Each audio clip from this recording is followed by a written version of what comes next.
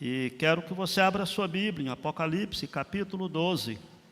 Vamos dar sequência a mais um bloco desse texto de Apocalipse, capítulo 12, dos versos 7 até o verso 12. Apocalipse, capítulo 12, dos versos 7 até o verso 12. Eu vou ler o texto para que os irmãos de casa possam ouvir bem a leitura e você preste atenção nos detalhes desse texto. Houve peleja no céu, Miguel e os seus anjos pelejaram contra o dragão. Também pelejaram o dragão e seus anjos. Todavia não prevaleceram, nem mais se achou no céu o lugar deles. E foi expulso o grande dragão, a antiga serpente, que se chama Diabo e Satanás, o sedutor de todo o mundo, sim, foi atirado para a terra, e com ele os seus anjos. Então ouvi grande voz do céu proclamando: agora veio a salvação, o poder, o reino do nosso Deus e a autoridade do seu Cristo, pois foi expulso o acusador de nossos irmãos, o mesmo que os acusa de dia e de noite diante do nosso Deus. Eles, pois, o venceram por causa do sangue do Cordeiro e por causa da palavra do testemunho que deram, e mesmo em face da morte, não amaram a própria vida. Por isso festejai, ó céus, e vós, os que nele habitais. Ai da terra e do mar, pois o diabo desceu até vós, cheio de grande cólera, sabendo que pouco tempo lhe resta. Deus abençoe a explicação da palavra, que o Espírito Santo ilumina a nossa mente para entendermos a palavra de Deus. Vamos orar mais uma vez. Pai, agora ajuda-nos a compreender a Tua palavra. Um texto complexo, um livro de grande bênção para nós, mas de difícil compreensão. Que o Senhor fale ao nosso coração nessa noite, nos explicando a Tua palavra. É a nossa oração em nome de Jesus. Amém, Senhor. Muito bem, queridos. Nós estamos estudando Apocalipse, chegamos na segunda metade do livro, e agora nós vemos o segundo bloco do capítulo 12. Na semana passada, semana atrasada, na verdade, o último estudo, nós aprendemos do versos 1 até o verso 6, coloquei o esboço daquilo que nós aprendemos, que dos versos 1 até o verso 4, quando fala acerca de uma mulher vestida do sol com lua debaixo dos pés, está se referindo não a Maria, mas sim à própria igreja de onde saiu o Cristo, saiu Jesus, a igreja do Velho Testamento. E o motivo disso, nós explicamos e aprendemos, é que não há outra descrição na palavra de Deus acerca de Maria, de forma tão gloriosa como está descrita aqui, e também porque aquilo que se fala sobre ela no verso 6 não aconteceu com Maria. Portanto, nós entendemos que o texto está falando acerca da igreja do Velho Testamento que sofreu aguardando a vinda do Messias, e que agora, verso 5, Deus concede à sua igreja o Salvador, e no verso 5 há aqui um resumo de todo o nascimento, ministério, crucificação e ascensão de Jesus, ressurreição e ascensão de Jesus. E no verso 6, então, está agora todo o período da presente história que nós estamos vivendo, lembrando que já explicamos acerca dos 260 dias, ou dos 3 meses e meio, os 4 meses, e aí nós precisamos agora olhar o verso 7 em diante, porque essa descrição do verso 7, ela é paralela, do verso 7 a 12, é paralela ao verso 5. Ele volta a falar acerca da que está no verso 5, fazendo agora uma explicação do que de fato aconteceu. O dragão que está descrito aqui é o diabo que se opôs ao nascimento da criança e que procurou matar essa criança, que fala acerca da perseguição que a própria igreja recebe, tanto no nascimento de Jesus quanto até hoje. Satanás sofreu uma terrível derrota na vinda de Cristo, porque Jesus veio para consumar essa vitória, e o Satanás agora continua a se enfurecer contra a igreja, contra os descendentes da igreja, como ele diz depois, um pouco mais na frente, no versículo 17, que ainda vamos estudar. Satanás continua irado contra a igreja e usa tudo o que está à disposição dele. E aí nós já vimos nas 7 sessões paralelas, nas trombetas, nos selos, que o diabo ele usa as circunstâncias, ele usa os governos, usa as guerras, usa de qualquer expediente para perseguir a igreja, porque ele está enfurecido, cheio de cólera, como nós vemos no verso 12, sabendo que pouco tempo lhe resta.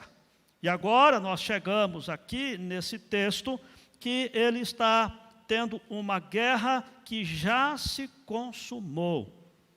Observe, houve peleja no céu, Miguel e seus anjos pelejaram contra o dragão, e pelejaram o dragão, seus anjos, também não prevaleceram, nem mais se achou no céu lugar para eles. Observa, amados, quando nós olhamos essa ideia dessa guerra espiritual, primeiramente, essa ideia do Miguel é um anjo da hierarquia angelical. Nós vemos a descrição lá em Daniel, capítulo 10, versículo 13, que o anjo Miguel é um dos líderes das hostes celestiais. É esse anjo que, quando Daniel orou pela paz de Jerusalém, a sua oração provocou uma guerra no céu, e os demônios não estavam deixando acontecer aquilo que Daniel estava pedindo, porém Miguel sai ao recurso, ao encalço, e defende nas hostes celestiais, nas regiões celestiais, e essa é uma guerra que aconteceu, e agora vem de novo falando acerca de Miguel. Um anjo, digamos, um anjo mais graduado, comandante de algumas hostes celestiais, lembrando que os anjos são ministros de Deus a favor daqueles que hão de herdar a salvação, como diz a palavra de Deus. E aqui nós vemos então essa peleja, eles pelejaram contra o dragão, e o dragão e seus anjos também pelejaram, mas não prevaleceram, e não se achou no céu o lugar deles. Deixa eu fazer uma pequena explicação. Nós temos uma ideia, principalmente pelo texto do Velho Testamento, de que Satanás era um anjo de luz. A Bíblia nos explica isso, que rebelou-se contra Deus, juntamente com outros anjos, e que, como consequência disso, eles foram expulsos do céu e foram lançados fora do céu. O que nós vemos nesse texto não se refere a esse episódio. Por que nós sabemos disso? Porque aqui está falando desse contexto do nascimento de Jesus. Porque é quando Jesus nasce, desenvolve o seu ministério e morre lá na cruz, é que aí sim, essa guerra é consumada. Aí sim o diabo passa a não achar lugar no céu. Preste atenção, quando a gente olha essa ideia de que o diabo não teve mais lugar no céu, Apocalipse, versículo 10, responde mais ou menos isso. Ele diz assim: agora veio a salvação, o poder, o reino do nosso Deus e a autoridade de Cristo, pois foi expulso o acusador de nossos irmãos, o mesmo que acusa de dia e de noite diante do nosso Deus. Veja que a acusação que o diabo faz com os filhos de Deus é diante do próprio Deus. Mas o que o texto está mostrando é que quando Jesus completou o seu trabalho redentor a favor de nós, pecadores salvos por Deus, ele tomou o seu lugar no trono. Lembre-se, quando Jesus vai ressurreto e ele é assunto aos céus, nós já lemos lá da questão daqueles selos, de que só houve um que sentou no trono. E aí vem aqueles cânticos que nós temos em Apocalipse, ao que está sentado no trono e ao Cordeiro, porque o Cordeiro sentou-se no trono. Perceba que quando fala acerca de Satanás, que ele parou de acusar os irmãos na presença de Deus, não se achou mais lugar no céu para que ele acusasse os irmãos, é porque Jesus Cristo silenciou todas as tentativas de Satanás de acusar os cristãos diante de Deus. Em vez disso, é o próprio Jesus que está diante do Pai e é o nosso advogado, em vez de Satanás como nosso acusador. Talvez até seria bom fazer aqui uma explicação acerca do Velho Testamento e do Novo. Quando nós lemos no livro de Jó, vou pegar esse exemplo, esse texto como exemplo. Vocês se lembram que Jó era um homem reto, íntegro, temente a Deus e que se desviava do mal. E Jó capítulo 1, versículo 6, diz que na ocasião em que os filhos de Deus vieram, Satanás veio entre eles. Quando nós olhamos esse texto de Jó dessa forma, nós ficamos pensando, mas como é que Satanás está junto com o povo de Deus nesse sentido, nessa forma? Em Jó, no capítulo 1, diz assim: no dia em que os filhos de Deus vieram apresentar-se perante o Senhor, veio também Satanás entre eles. Satanás então acusa Jó diante de Deus, para o próprio Deus. E Satanás diz: Jó é fiel porque o Senhor dá tudo para ele. Se o Senhor tirar tudo dele, ele vai negar a fé. Satanás veio junto com o povo de Deus no dia que o povo de Deus veio se apresentar e se colocou diante do próprio Deus, a fim de acusar, e a acusação de Satanás levou aos terríveis sofrimentos que Jó enfrentou para provar, para testar a sua fé. Agora, amados, Apocalipse 12 diz que Satanás não é mais capaz de fazer essas acusações diante de Deus. Ele foi expulso. Ele caiu quando Jesus venceu. E é isso que quero que você pense comigo daqui a pouco, quando chegar um pouquinho mais à frente nos versos seguintes, é que nós vamos entender que Satanás não tem mais como acusar o povo de Deus, como tinha no Velho Testamento, porque Jesus já veio e já pagou definitivamente pelos pecados do seu povo. Espera um pouquinho que nós vamos chegar lá. Vamos voltar aqui acerca desse enganador, né? Ou esse adversário que está aqui. Existem 4 descrições que nós temos aqui nesse texto acerca do adversário ou de Satanás.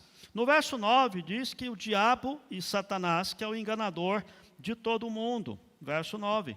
A palavra diabo significa caluniador ou acusador. A palavra Satanás significa adversário do povo de Deus, que tenta enganar, juntando as duas palavras, enganar, se possível, Paulo já não tinha dito, né? Os próprios eleitos de Deus. Essa é a tarefa de Satanás.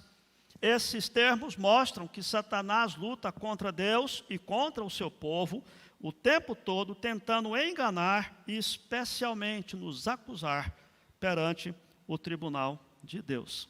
Sabe o que Satanás faz, queridos? Satanás faz algo que eu já vi acontecer muitas pessoas fazerem, né? De vez em quando a gente encontra um irmão ou irmã que fala: pastor, estou com uma dificuldade lá em casa. O meu pai, ou minha mãe, ou meus irmãos, ou meu vizinho, ou qualquer pessoa, me provoca, e aí quando eu chuto o balde, aí eles falam: mas você não é crente? Como é que você faz isso? Né? Esse é o papel de Satanás.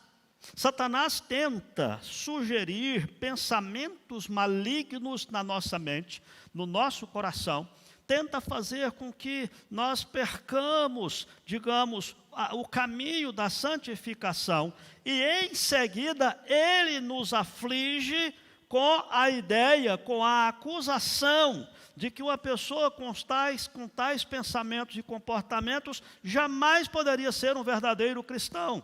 É por isso que ele chama de enganador. E muitos cristãos caem nessa cilada do diabo, dizendo: não, de fato eu não posso ter um processo de santificação, não consigo ser um crente porque eu tenho esse vício, eu tenho aquele pecado, e de fato eu sou relaxado, eu não consigo ser um crente dedicado, consagrado. Isso é coisa do enganador, do diabo que está aí cochichando nos seus ouvidos.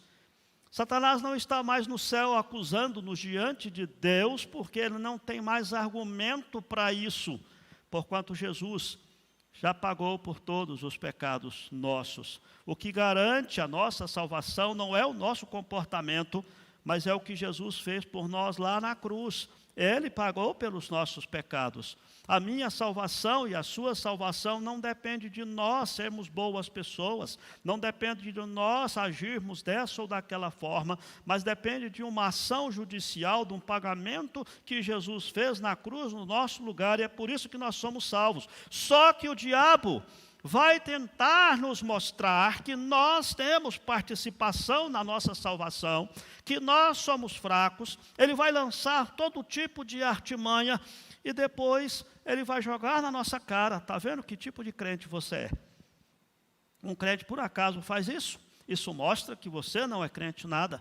Isso mostra que você é um fracassado. Isso mostra que você não pode ser alguém consagrado a Deus. E ele está fazendo isso porque ele foi derrubado dos céus. Ele não pode mais nos acusar diante de Deus, por causa dos nossos pecados, porque o pagamento pelos nossos pecados foi feito por Cristo na cruz, mas ele foi lançado na terra, e aí sim ele pode nos acusar aqui, para nos tentar fazer fracassar na nossa vida espiritual. Quando Jesus proclama o seu reino, quando Jesus paga na cruz os nossos pecados.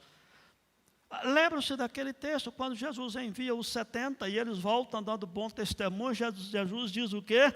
Eu vi Satanás cair do céu como um raio. No outro texto também, Jesus falando sobre a morte na cruz, João 12:31, ele diz, agora o governante deste mundo será expulso. Ou seja, quando Jesus vem, instala o reino, quando Jesus morre por nós na cruz, quando Jesus ressuscita, quando Jesus executa essa obra, consuma essa obra, ele garante a nossa salvação. O diabo não pode mais chegar até o trono de Deus, porque quem está lá é Jesus.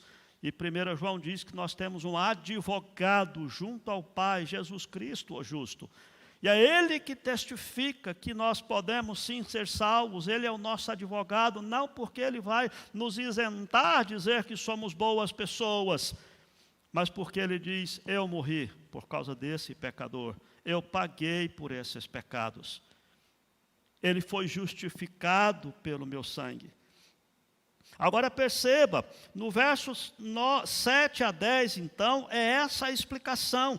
Essa guerra que aconteceu durante esse período em que Jesus estabelece o reino, essa guerra acontece, os demônios, o dragão e seus anjos perdem essa guerra, eles são expulsos do céu, como diz o verso 8, e aí, verso 9, e aí no verso 10 já não é mais uma visão, é uma audição. João ouve o que está falando. E a palavra dessa grande voz do céu, dizendo, agora veio a salvação, o poder, o reino do nosso Deus e a autoridade do seu Cristo.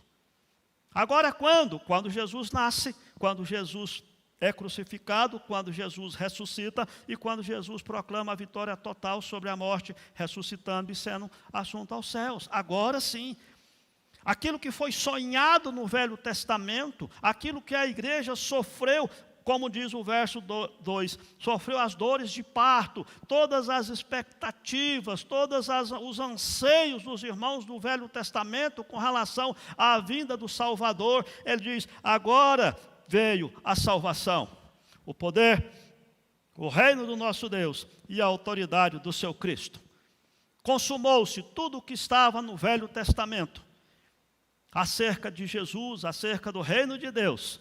A salvação chegou, e ao chegar a salvação, ele diz aqui, pois foi expulso o acusador de nossos irmãos, o mesmo que os acusa de dia e de noite, diante do nosso Deus. Foi expulso, não mais está na presença do Pai acusando a nós, porquanto a acusação que ele podia fazer caiu por terra. Não tem mais argumento para o diabo com relação àqueles por quem Jesus morreu, porque Jesus já morreu, já ressuscitou, já pagou pelos pecados. Entretanto, o diabo se volta agora para nós, tentando nos fazer fracassar. E agora perceba, a partir do verso 11, diz não apenas que Miguel e seus anjos pelejaram contra o dragão e venceu, diz não apenas que o diabo foi expulso do céu, do lugar de acusador diante de Deus, mas diz também de que os nossos irmãos, referidos no verso 10, também venceram o diabo. E aqui que quero parar um pouco essa exposição para a gente aprender aqui de como nós podemos vencer o adversário, porque ele traz aqui como foi que os irmãos venceram. Como é que os irmãos venceram esse acusador que agora está tentando seduzir toda a terra, inclusive o próprio povo de Deus? Portanto, vamos pensar como é que nós podemos vencer o adversário. Vamos lá. A irmãzinha vai passando lá à medida que a gente for caminhando. A primeira informação que traz é que nós podemos vencer o adversário pelo sangue do Cordeiro. Ele diz aí, eles, pois, o venceram por causa do sangue do Cordeiro.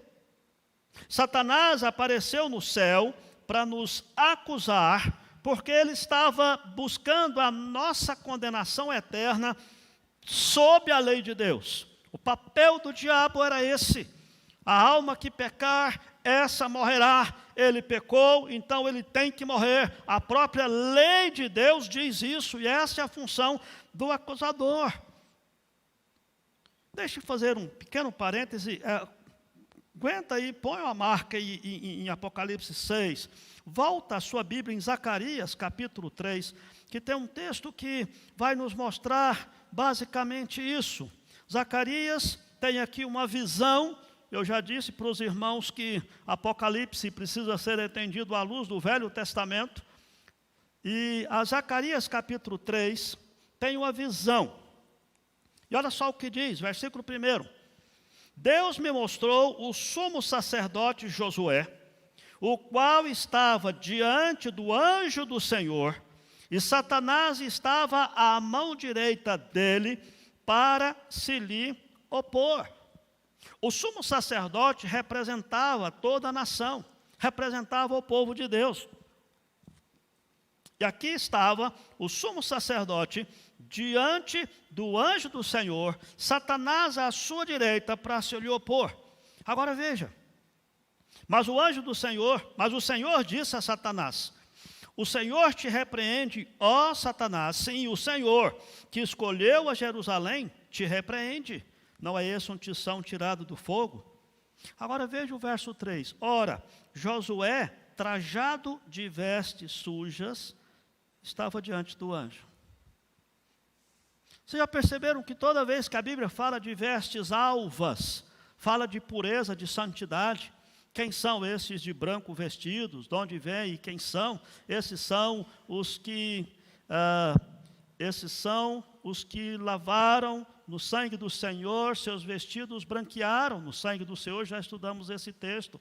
Quando diz que Josué estava com roupas sujas diante do anjo, representando a nação, é que Deus estava admitindo que, de certa forma, o diabo estava acusando de uma coisa que ele tinha razão. Havia sim pecado em Israel, havia sim pecado no povo de Deus. Entretanto, quando chega no verso 4, tomou este a palavra e disse ao que estavam diante dele: tirai-lhe as vestes sujas. E a Josué disse: eis que tenho feito que passe de ti a tua iniquidade, e te vestirei de finos trajes. A ideia, querido, é exatamente essa. No Velho Testamento, o diabo estava acusando o povo de Deus de acordo com a lei de Deus, com a própria lei de Deus. Ele pecou, ele tem que morrer, ele não pode ser salvo porque ele não cumpriu a lei. Entretanto, mesmo no Velho Testamento, as descrições são de que Deus é que salva o seu povo. Não é que Josué fez alguma coisa que tornou possível a salvação dele e da nação. Na verdade, ele teve as suas vestes trocadas por uma veste de santidade pelo próprio Deus, mesmo diante da acusação de Satanás. Agora vejam, amados, essa acusação volte agora para Apocalipse, essa acusação de que Satanás fazia do povo de Deus, pela lei de Deus, é que Miguel e seus anjos colocaram um fim, por causa da conquista do sangue do Cordeiro, Jesus Cristo.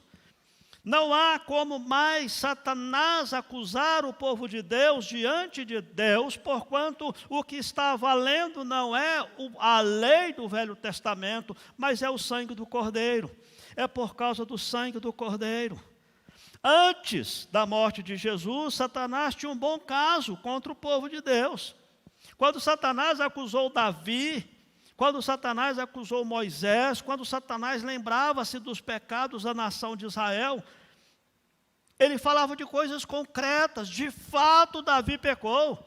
De fato, Davi adulterou. De fato, Davi cometeu o assassinato de Urias.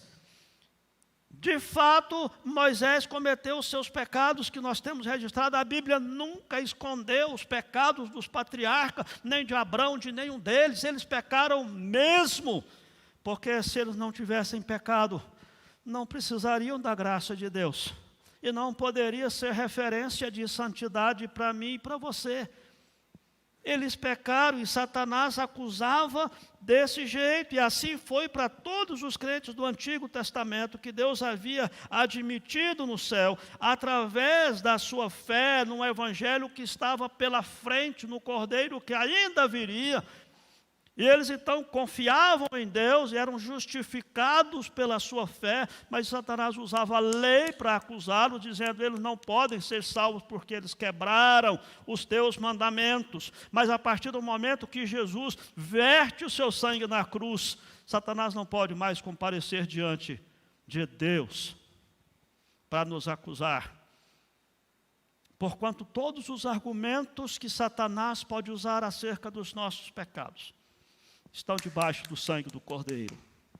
Estão cobertos pelo sangue do Cordeiro.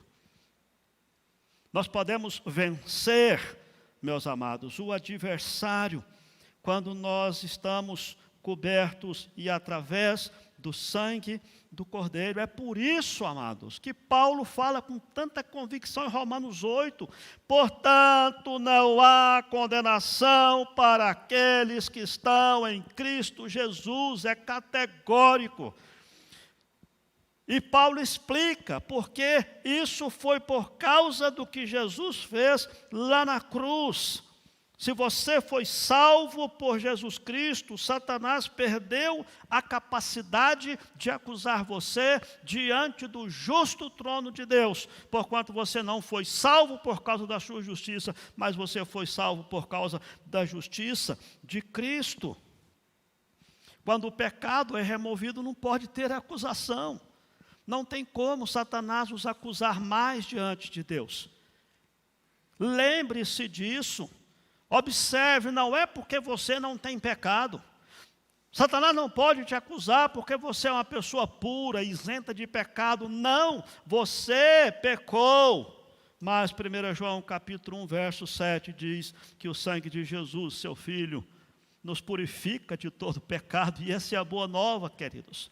A nossa salvação é graças ao sacrifício de Jesus. É o sangue do Cordeiro que nos justifica, que nos purifica de todo pecado. É por causa do que Jesus fez na cruz que Satanás não tem mais argumento para nos acusar diante do Pai. É por causa daquilo que nós podemos nos alegrar no Senhor, porquanto o sangue de Jesus, seu Filho, nos purifica de todo pecado e nos garante a salvação. E Satanás não tem mais argumento nenhum para nos acusar diante de Deus. Nenhum, porque todos os nossos pecados foram lavados pelo sangue do Cordeiro. Amém? Amém. Louvado seja Deus por isso, porque é isso que garante a nossa salvação. É isso que faz com que nós possamos ter confiança, segurança de nos aproximar de Deus. Aí você diz assim: uai, pastor, então Satanás não faz mais nada? Espera um pouquinho, vamos caminhar no texto. O que nós aprendemos é que Satanás foi expulso diante de Deus e não é mais o nosso acusador lá, porque Jesus tirou todos os argumentos, não tem mais uma acusação que Satanás possa fazer que não esteja coberto pelo sangue de Cristo. Mas vamos seguir em frente. A segunda forma de vencermos o adversário é pela palavra do nosso testemunho. Veja, não é só pelo sangue, ele diz, pelo sangue do corpo, por causa do sangue do Cordeiro e por causa da palavra do testemunho. Veja, amados, quando os cristãos espalham essa boa notícia do perdão em Cristo, essa que eu acabei de falar, essa que nós aprendemos que a nossa salvação é por causa do sangue, quando nós proclamamos isso, o poder de Satanás é diminuído.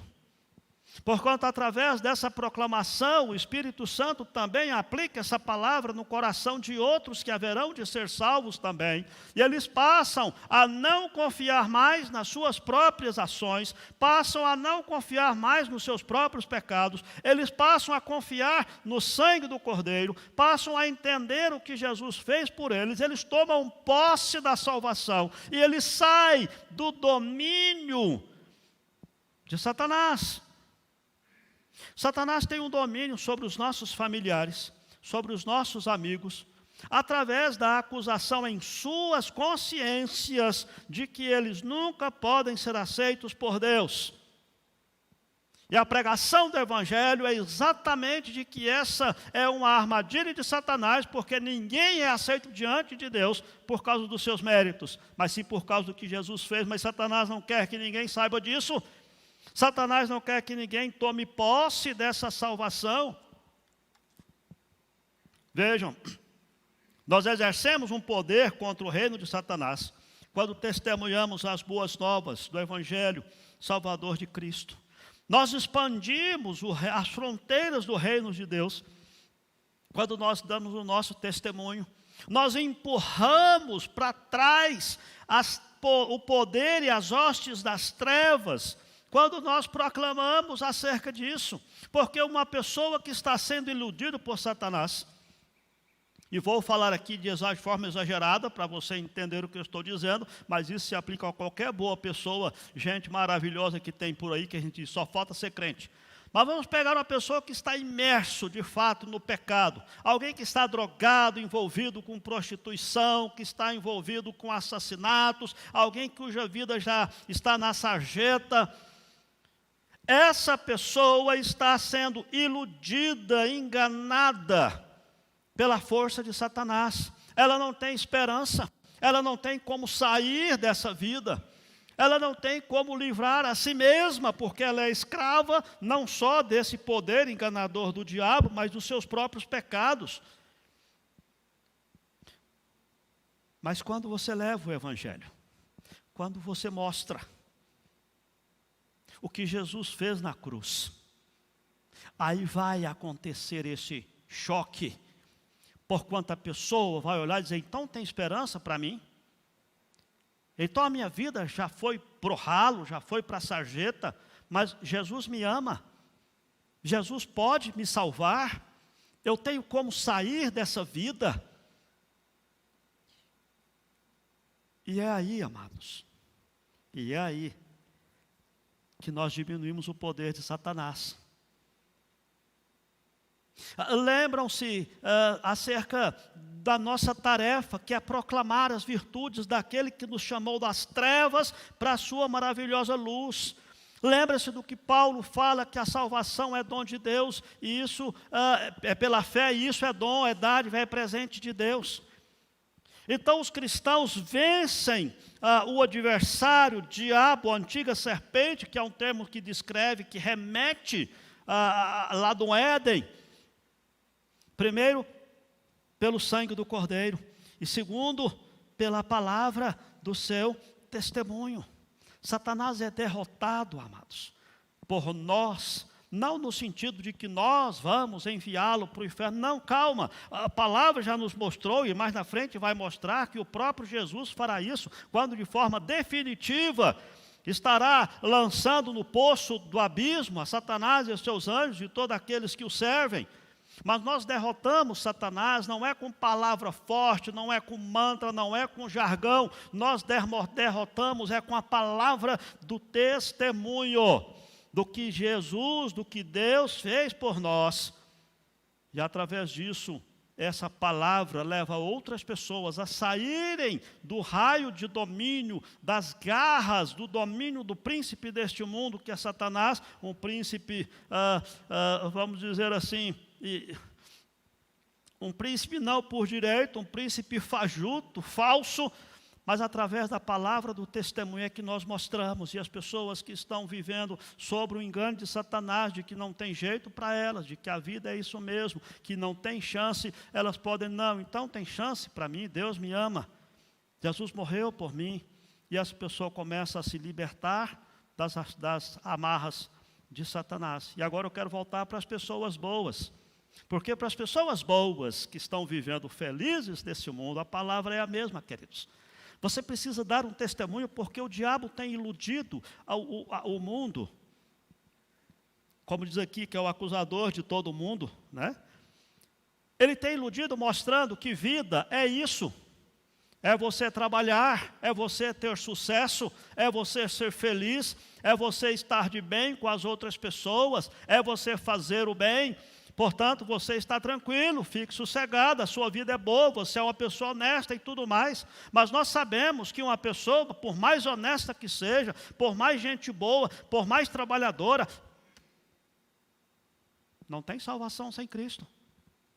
Todos os seus parentes, todos os seus amigos, todas as pessoas que você conhece, por mais gente boa que sejam, está indo para o inferno sem Jesus. Obviamente, aqueles que não têm Jesus. Portanto, a palavra do testemunho não é só para aquele que está drogado na sarjeta, mas é para o alto executivo, é para o comerciante, é para todas as pessoas que são gente boa, gente honesta, trabalhadora. Por quê, amados? Porque assim como nós não somos condenados por causa do nosso pecado, porque o sangue de Jesus cobre, por outro lado, também nós não somos salvos pela bondade do nosso coração. Porquanto a bondade do nosso coração não nos salva. A salvação não é pelas obras. Então nós temos que testemunhar de fato, e a palavra do testemunho faz com que diminua o reino de Satanás em todos os tipos de pessoas. As pessoas más, que são de má índole, que estão vivendo nas garras do pecado e nas trevas do pecado, e as pessoas, gente boa, pessoas legais, mas que não têm Jesus, vão para o inferno do mesmo jeito, se não tiver o sangue do Cordeiro, porque não é o pecado e nem a bondade da pessoa que garante a salvação. Nós podemos vencer o adversário por causa do sangue do Cordeiro, e por causa da palavra do testemunho.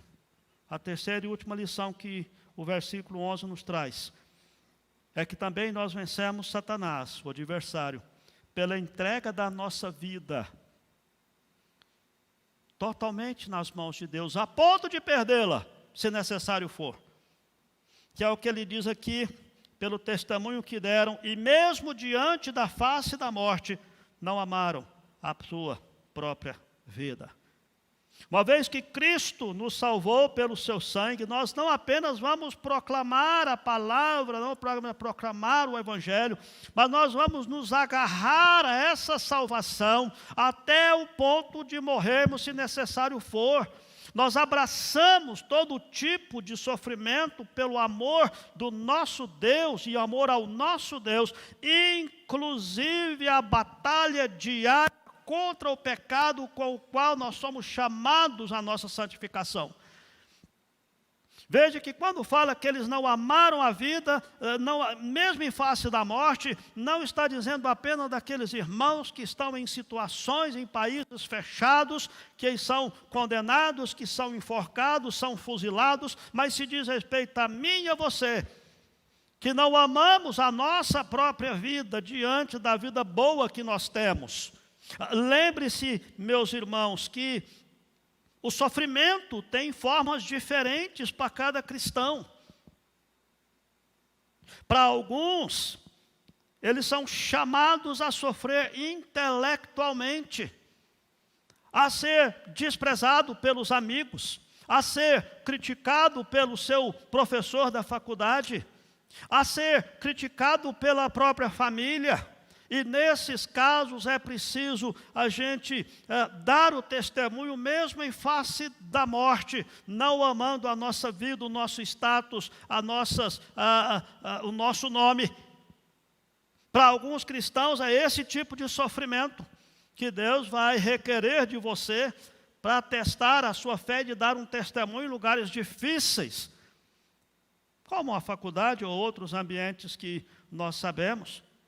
Outros vão ser ridicularizados por pegar a cruz e seguir Jesus diariamente numa empresa onde o crente é desprezado, criticado, ridicularizado, ou na escola ou na sua família. Quando se reúne a família, aquilo é crente. Esse tipo de sofrimento também se encaixa no testemunho que nós precisamos dar, mesmo em face da morte. E para outros cristãos, queridos, em determinados locais, em determinadas épocas da história da igreja. Para outros cristãos será sofrimento físico real que eles vão ter que enfrentar. Cadeia, masmorras, surras, espancamento, enforcamento, fuzilamento, decapitação, como a gente vê e já viu na história da humanidade, até hoje em alguns países, de pessoas, de crentes que estão firmes na sua fé, mesmo em face da morte. Veja, amados, não é fácil sofrer por Cristo nessa era atual do mal, mas nós precisamos aprender a suportar qualquer coisa em vez de desistir da nossa fé em Jesus, ou em vez de camuflar a nossa fé, ao invés de ficarmos dissimulando para não agredir as pessoas, para que as pessoas não descubram da nossa firmeza, porque elas vão nos perseguir, vão nos criticar. Essa é a ideia, nós vencemos o adversário quando nós somos categóricos com a nossa fé, com a nossa firmeza em Cristo Jesus, quando nós nos proclamamos discípulos de Jesus, quando nós assumimos essa postura, quando nós pagamos o preço de, às vezes, ter uma empresa que não vai bem por causa da nossa fé, ou de perder o emprego por causa da nossa fé, ou de se perder amigos por causa da nossa fé, mas não podemos abrir mão da nossa fé. Essa é a ideia aqui. É importante que cada um de nós confesse o nosso pecado. Por quê, amados? Porque é melhor morrer confiando em Cristo, agarrando-se ao Evangelho, do que continuar vivendo negando o Evangelho. Sabe por quê, amados? Porque sem o Evangelho, o diabo tem toda a razão em nos acusar. Percebam, o diabo não tem acusação contra os eleitos de Deus, porque é Deus quem os justifica, mas é aqueles que não têm o Evangelho, que não têm a justificação. Por isso é melhor nós pagarmos o preço, mesmo que nós tenhamos que sofrer, para que nós possamos, finalmente, quando Jesus voltar, e for fazer, quando nós, cada um, comparecermos perante o tribunal de Cristo, nós ouvirmos o nosso Senhor: muito bem, servo bom e fiel. Fosse fiel no pouco, sobre o muito te colocarei. Entra no gozo do teu Senhor. Amém mesmo. Louvado seja o nosso Deus por essa bênção. No mundo passais por aflições, Jesus disse, mas tende o bom ânimo, eu venci o mundo. Paulo informa que todos aqueles que querem viver piedosamente em Cristo Jesus serão perseguidos. E é isso que nós fazemos para vencer o adversário. É pelo sangue do Cordeiro, é por causa da palavra do testemunho e é pela entrega da própria vida nas mãos de Deus. É assim que nós vencemos o adversário. Versículo 12 conclui dizendo aí acerca do resultado disso. A palavra do verso 12 é que há festa no céu e tribulação na terra. Né? A palavra é essa. A conclusão do verso 12 é essa. Por isso festejai, ó céus, e vós os que neles habitais. Lembram-se, pode colocar o próximo clique, Aline. Lembre-se quando Jesus fala que há júbilo no céu por um pecador que se arrepende? É isso. É essa festa no céu. Quando nós sofremos aqui, quando nós confiamos no sangue do Cordeiro, quando nós damos o nosso testemunho, quando nós sofremos por causa desse testemunho, a festa nos céus, não apenas, queridos, do próprio Deus, do próprio Jesus e do Espírito Santo, mas ele diz aqui, e dos que nele habitam. Quem é que habita nos céus? Os irmãos que já foram. Lembra de Hebreus capítulo 11? Os heróis da fé. E depois no capítulo 12 diz, por isso, tendo a rodear-nos grande nuvem de testemunhas, agora é a nossa vez de correr com perseverança a carreira que nos está proposta. Quando diz que há júbilo no céu por um pecador que se arrepende, é porque quando você proclama a palavra de que o sangue de Cristo nos purifica de todo pecado, e um pecador se agarra a isso, entrega a sua vida nas mãos de Deus e toma posse dessa salvação, o diabo se enfurece, porquanto houve um ataque no seu reino, mas o céu se alegra. Lembra-se do nosso velho hino? Glória, glória, os anjos cantam lá, glória, glória, as harpas tocam já. É o santo coro dando glória a Deus, por mais um remido entrar nos céus. É isso aqui, é o que está acontecendo. Os céus se alegram quando nós sofremos, quando nós pagamos o preço do nosso testemunho,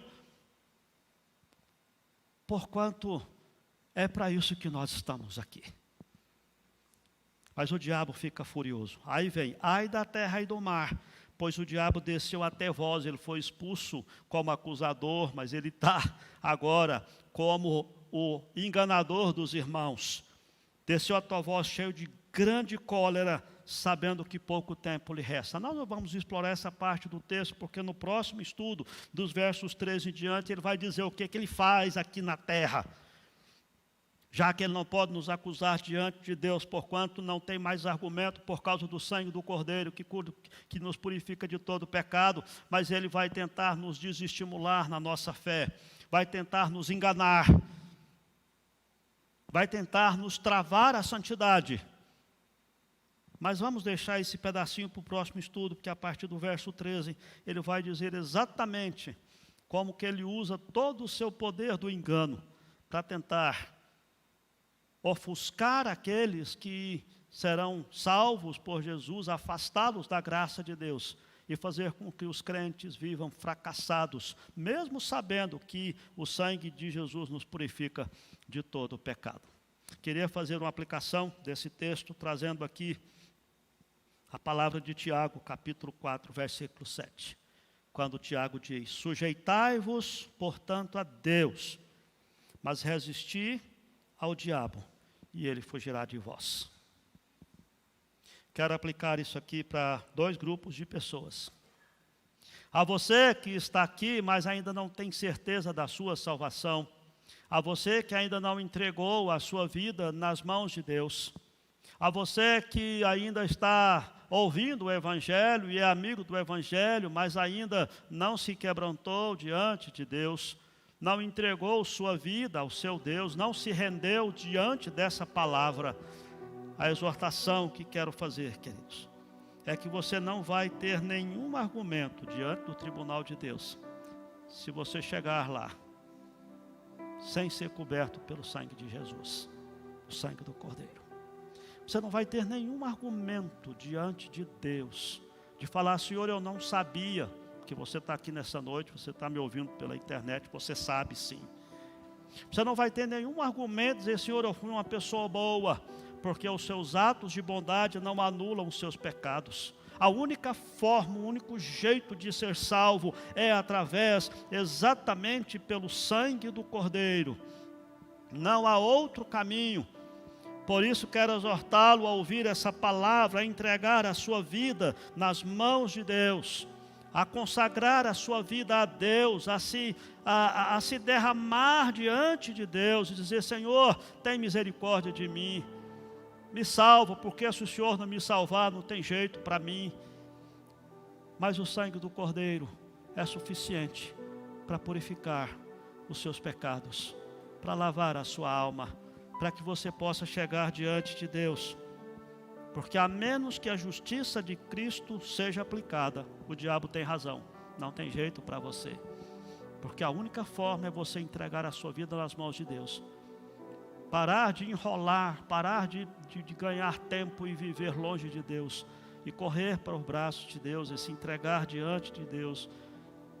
E converter os seus caminhos, os seus pensamentos até a presença de Deus. E passar a viver, como ele diz aqui, com a palavra do testemunho. E pagando o preço de andar com Jesus. E a segunda aplicação que quero deixar aqui é a você que já é crente. Eu quero que você preste atenção na sua vida. Toda vez que você leva um propósito no seu coração, dizendo, não, esse ano eu vou ler a Bíblia, eu vou consagrar minha vida a Deus, eu vou me aproximar mais da igreja, eu vou me santificar mais, eu vou evangelizar. Pode perceber, toda vez que você faz isso, seu sofrimento aumenta, as coisas passam a não dar certo. Não acontece o que você planeja, porque o diabo sabe dessa intenção, e ele vai tentar te enganar, ele vai tentar cochichar no seu ouvido, está vendo? Você já tentou 300 vezes, você nunca conseguiu ser um crente dedicado, você não consegue não, deixa de besteira. Para que você quer ser um crente santarrão, melhor aí do que os outros? Ora, se Jesus cobre os seus pecados, pode viver tranquilo, você vai entrar no céu de qualquer jeito. É isso que o diabo põe na sua cabeça, queridos. O diabo faz com que a sua vida não dê certa. Ele vai tentar te enganar, dizendo que você não conseguirá ser um crente consagrado. Alguns irmãos sofrem com isso, por exemplo, com a relação ao dízimo, que o nosso irmão já falou muito bem aqui, que é uma demonstração de alegria no coração por investir na obra de Deus, nunca uma obrigação apenas, mas uma alegria no coração. Já percebeu que toda vez que você faz um propósito de ser dizimista fiel, acontece alguma coisa? Ou bate o carro, ou perde o emprego, ou tem alguma coisa que exige as finanças, ou você fica doente, tem que comprar remédio, nunca sobra. Porque toda vez que você faz um propósito de andar com Deus, o acusador, o inimigo, a antiga serpente, vai te peneirar, para que você não leve adiante esse projeto de andar em santidade diante de Deus. Gente, foi assim o tempo todo. O diabo tentou fazer Jesus pecar. Você se lembra disso? Quando levou Jesus até o pináculo, mostrou todos os reinos. Quando disse, vai, joga aqui, os anjos não vão te acudir. Gente, se o diabo tentou fazer Jesus pecar, foi o diabo que colocou ira no coração e engano no coração de Judas. A Bíblia é clara em falar isso. Foi o diabo que estimulou até Pedro. Quando Pedro chama Jesus, disse, não vai ser crucificado. Jesus disse, sai arreda, Satanás, porque você é pedra de tropeço. Pedro era um crente, gente boa toda a vida, mas estava sendo influenciado pelo diabo para ir contra os projetos de Deus. Foi o diabo, amados, que enganou Ananias e Safira. E Pedro foi muito claro nisso. Então percebam, amados, quando nós aprendemos a palavra de que o grande dragão, a antiga serpente, foi expulso da presença de Deus, e não mais acusa nós diante de Deus, ele foi lançado à terra, e está tentando continuar o seu trabalho de enganar os cristãos, de enganar todo mundo, como ele diz aqui, o acusador de todo o mundo, ou enganador de todo mundo e acusador dos irmãos. Por isso que diante dessa palavra, eu quero desafiar você a repensar a sua vida. O diabo é derrotado, sim. O diabo não tem mais lugar na presença de Deus para nos acusar, porque Jesus tirou todos os argumentos dele no que diz respeito à nossa salvação. Mas ele vai tentar nos enganar, nos seduzir, nos fazer a ter uma vida cristã fraca, rotineira, às vezes até porca, no sentido de nos fazer conviver com o pecado como se fosse natural. E o desafio é que você quebrante o seu coração na presença de Deus. Demonstre uma gratidão: Senhor, muito obrigado, porque a minha salvação é garantida pelo Senhor. Mas me ajuda a confiar no sangue do Cordeiro, dar uma palavra de testemunho e sofrer, a pagar o preço da minha fidelidade ao Senhor. Se você ainda não entregou a sua vida a Jesus, faça isso logo. Porquanto você não sabe quanto tempo você tem antes de Jesus voltar ou de Deus pedir conta da sua vida. Se você já é cristão, mas tem vivido uma vida cristã fraca, rotineira, sem santidade diante de Deus, o desafio é esse: não caia na armadilha do diabo, queridos. Busque a presença de Deus, coloque santos propósitos diante de Deus, de buscar a santidade, de corrigir as deficiências da sua fé e do seu testemunho. E não caia na cilada do diabo, porque ele vai tentar destruir a sua vida, ou pelo menos impedir você de ser um crente de bom testemunho. Que você guarde essa palavra no coração. No próximo bloco nós vamos aprender muita coisa sobre como que o dragão persegue a mulher e a sua descendência, aqueles que guardam os mandamentos de Deus e têm o testemunho de Jesus. Mas por enquanto guarde essa palavra no seu coração. Avalie a sua vida à luz dessa palavra, de tudo aquilo que nós aprendemos. Que Deus abençoe a sua vida e que possa despertar você para uma nova vida em Cristo Jesus, para que você possa de fato andar em novidade de vida. Olá, que bom ter você por aqui. E aí, gostou do vídeo? Então não se esqueça de se inscrever no nosso canal, ativar o sininho para receber as notificações dos outros vídeos que virão, curtir esse vídeo e principalmente, é claro, compartilhar ele com as pessoas que você ama, para que elas também sejam edificadas e abençoadas por essa mensagem. Nos siga também nas outras redes sociais que estão aparecendo aí na sua tela, para você poder acompanhar melhor os nossos horários e as nossas programações. Tá bom? Que Deus abençoe sua vida e até o próximo vídeo.